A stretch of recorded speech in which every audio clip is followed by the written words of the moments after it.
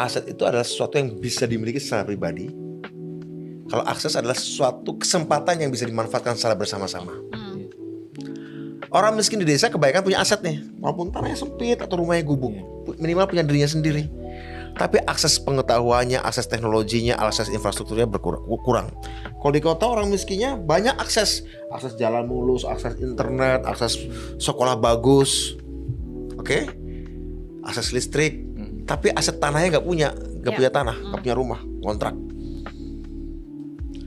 Sama seperti uang, akses pun hanya mau datang pada orang yang sudah punya akses. Aset pun hanya datang pada orang yang sudah punya aset. Akses hanya datang pada orang yang sudah punya aset. Aset hanya datang pada orang yang sudah punya akses. Jadi uang pun hanya datang pada orang yang sudah punya aset.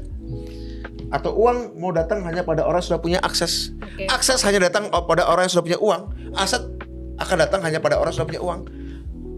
Kalau kayak gitu, ini kan lingkaran setan. Itu ada yang bilang kan, yang kaya makin kaya, yang miskin makin miskin. Nah, itu kira-kira bahasa sederhananya. Pak Prabowo ingin putus ini. Ingin putus ini. Makanya orang miskin dikasih akses pendidikan berkualitas, namanya sekolah rakyat.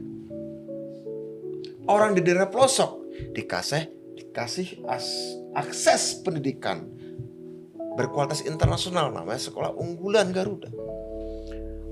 Dengan Koperasi Desa Merah Putih, orang miskin dikasih aset sisa hasil usaha di koperasi, dikasih akses barang-barang murah.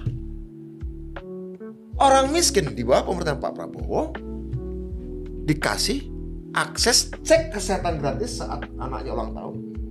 Tiap tahun, satu kemewahan yang hanya dinikmati oleh keluarga menengah ke atas, general check up.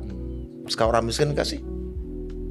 Orang miskin dikasih akses untuk anaknya makan tiap hari.